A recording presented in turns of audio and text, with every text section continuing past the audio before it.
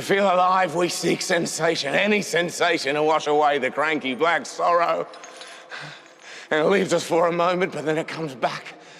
And we have to do it all again. And we need more, and each time we need more until too much is never enough. We are the already dead. Throughout history, we as humans have been shaken by changes, be them small or large. We also have been desperate to see the power of prediction, to the point at which we will celebrate adult animation shows as if they were the modern day equivalent of Grecian oracles. However, what does that mean for the rest of these stories? That is what this essay tries to explain. When discussing the end of the world, as depicted in media, there are some like Snowpiercer, where the satire of social class disparity is placed front and centre, or Waterworld, discussing rising sea levels and ecological fears, or, as Glawson points out, the 1956 Invasion of the Body Snatchers discusses McCarthyism, and The World, the Flesh and the Devil shows us a view on segregation. However, as Jacob Geller discusses in his video about 1984, if you strip a dystopian fiction of all the author's politics, it can be weaponized to serve any political persuasion. One of the earliest examples of the apocalyptic dystopian fiction in what is accepted as Western canon is the biblical book of Revelation, written by an author only referring to themselves as John. This story has been shown to many scholars as a narrative heavily against the current, at the time, standing Roman Empire, through allegory to build an image of Christian victimhood. This can be seen in both the works of Annihilation or Renewal, where it is seen as soothing its personal audience, or Crisis and Catharsis, The Power of Apocalypse, where it is seen as propaganda to the ideals of a group who fell beneath their expectations of their lives and social power. For a more contemporary set of film examples, we will be discussing the reboot duology of Mad Max movies, Fury Road and Furiosa: A Mad Max Saga. The reboot came from the original creative George Miller after a 30-year hiatus, following the release of Mad Max Beyond Thunderdome. This return shows Miller made a very deliberate decision. However, to support this view, I need to show you what was culturally happening in 2015.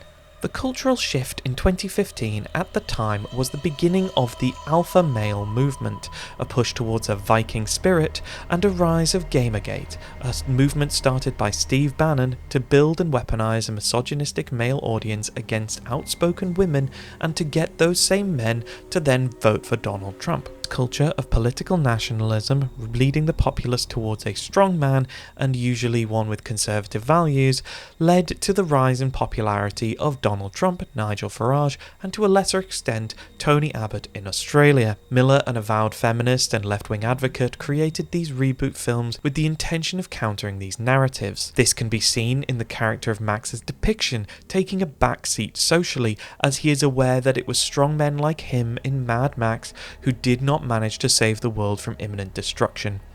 This comes to compare itself with the phrase, "And who killed the world?" while paired with the sectarianism, reflects Miller's views about the fascistic rise through capitalism in decay that we currently face. To see Trump as a direct and more obvious comparison, we can then see how Immortan Joe measures up to him. He is a sickly, weak man, covering himself in a transparent muscle suit adorned with military medals that seem to mean nothing but to show him as a great warrior. Immortan gives water to the populace in an inefficient but flashy manner, like Trump did with paper towels and his scrapping of several welfare support schemes while claiming to reduce spending. Immortan Joe sees women for sex, lineage, or for sustaining his war boys, while Trump and conservatives push for women to be housewives and mothers, or to be an object of their desires. This parallel to the Trump presence is also shown in Furiosa from 2024. In this case, it is a comparison of Trump's connection to child sex offenders and Rictus Erectus' sexual pursuit of a young Furiosa who had been added to Immortan Joe's harem of wives. The contrast of this world also discusses how there are some solutions that may be appealing, but will not save you. A matriarchal separatist movement in the form of the Vuvalini fall to the harms of the wasteland. Their Maori-esque reverence for the land, the pressing of heads together in respect, is missing something but harkens to its own form of apocalypse. Balance is what is missing in this world. Something shown throughout the connection and teamwork of Furiosa, Max, the wives and Nux on their journey of the Fury Road. There is a place in this world for hope and idealism. Feels like hope. while also needing to take a sense of balance with world weariness to keep oneself and their found family safe. That's bait.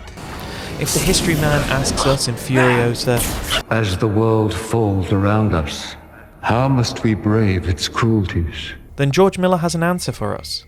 We must do it together, keeping one another safe and listening to each other's knowledge and skills where we can.